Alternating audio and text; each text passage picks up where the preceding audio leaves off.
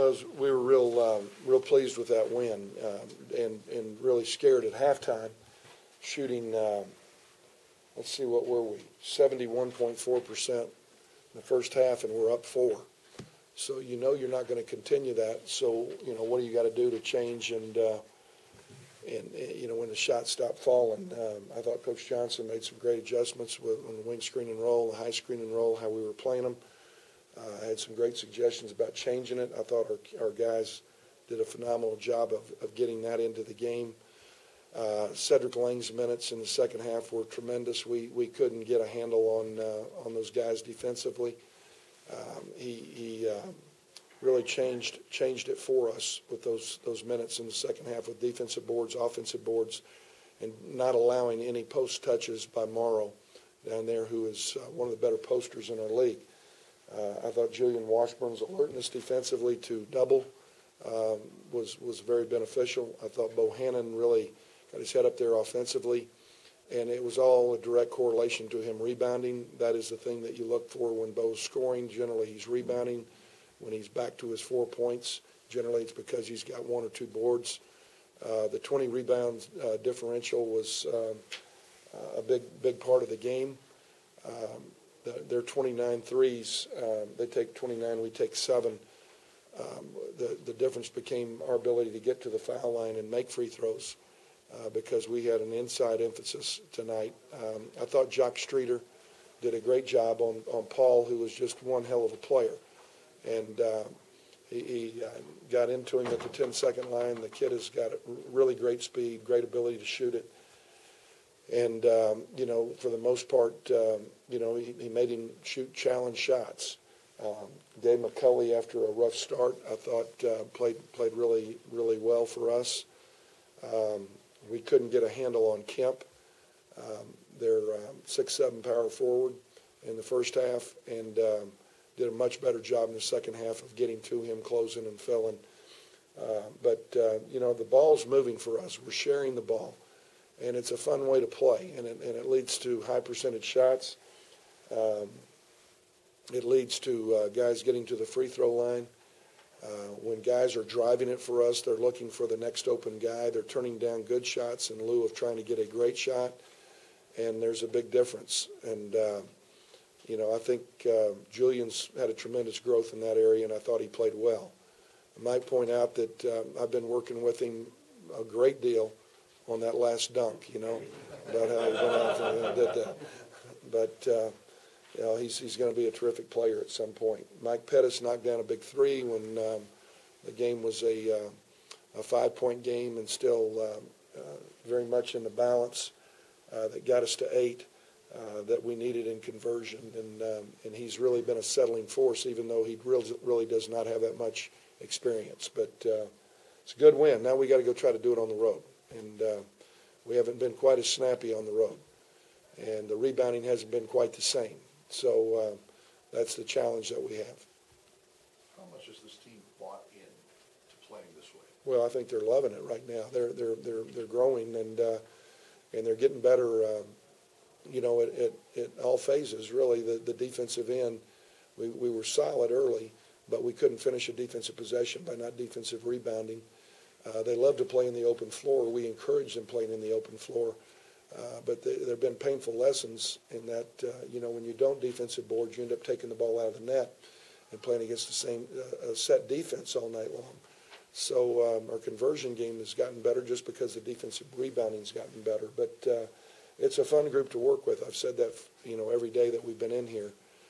They pull for each other. They care about each other, and they're trying to get better. They recognize that we still have limitations, and they've been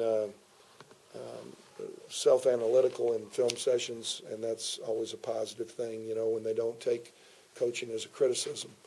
So, we'll see if we can't continue to get better. What do you guys need to do to have more success on the road, considering the next 3 are on the road for you guys, Coach? Well, defensive rebounding's been an issue. We're going to put a great emphasis on getting to the foul line. We want to do what we did here at home by getting a free throw differential. And that means 2 things. It doesn't mean just fouling. It means not fouling. Learning to play without your hands and playing with your feet. And I think that's been one of the biggest areas of our growth. But this is a good East Carolina team, and we're real pleased with that win.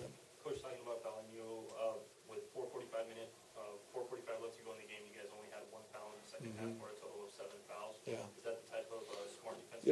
Well, we've told this team, what young guys don't understand, they beat themselves up on a missed shot. That's what young guys do. They don't beat themselves up on a turnover. They don't beat themselves up when somebody drives by them, and they don't beat themselves up when they foul. Okay, and that's where our growth could occur and should occur, and those are things that don't always show up in the stat sheet that are a necessary part of a team's development. And we've got to take that act on the road. Okay. Coach, for you personally, is it fun to go back to New Orleans? Just another road trip? Yeah, it's fun. It's fun. I love the city like I love El Paso. Always have. And a lot of friends, and I've always loved the culture of the city and the architecture and the food and the music, and which I won't get to listen to this trip. But more importantly, I'm going to get a chance to go hug my mother, who's 89 years old. So that makes it fun. So a lot of friends down there like we have here, and it's always a great experience. Coach, can you talk real quick about Antonio Davis and the honor he has today at captain? Well, Antonio's a self-made man, much like Tim Hardaway, who we honored last week. Scholarship offers from Pepperdine in Portland. 6'7.5", 195-pound guy who could rebound, but couldn't do much else. And a great example of listening to a coach in Don Haskins. I was not here. I signed him and left. Understanding that you could go make money if you were the best at your craft, which was rebounding and defending. Worked hard in the weight room. Never an issue off the floor because of his mother, Alice, who was fantastic. You go back and you look at this guy 26 years later, and you're seeing a man who's being honored. It's just a great sense of pride, I think, for our community. I think for the UTEP program, what he became. And I think it's such a great thing that we're doing, bringing these guys back, because we're going to look up there in 6 years and see some of these names that are hanging and think, this place has been pretty special for a long, long time. And we're going to get some intangible effects from it as this program moves forward. But, Antonio is, a special person and he's a great player. Coach, talk about Tulane a little bit. Tulane is a 7-point loser at Central Florida. A overtime loser to Southern Miss, 2 of the top 3 teams in our league. They go to Tulsa, and I think we all know what Tulsa's about tonight, and led for 38 minutes at Tulsa. Get beat again tonight by 4. Get beat with a 3-point lead with 10 seconds to go against Rice. You know how all you guys in the media always say you need to foul with a 3-point lead because you can't lose? They fouled them with 3.5 seconds to go. Conventional foul, Rice shooting 2. Rice makes the first one. The second one comes off. It's a little scrum, goes out of bounds to Rice. Rice inbounds with 1.5 seconds to go and makes a 3 and beat them. This is this is the best Tulane team that's been there in 10 or 12 years. I'm going to say it was.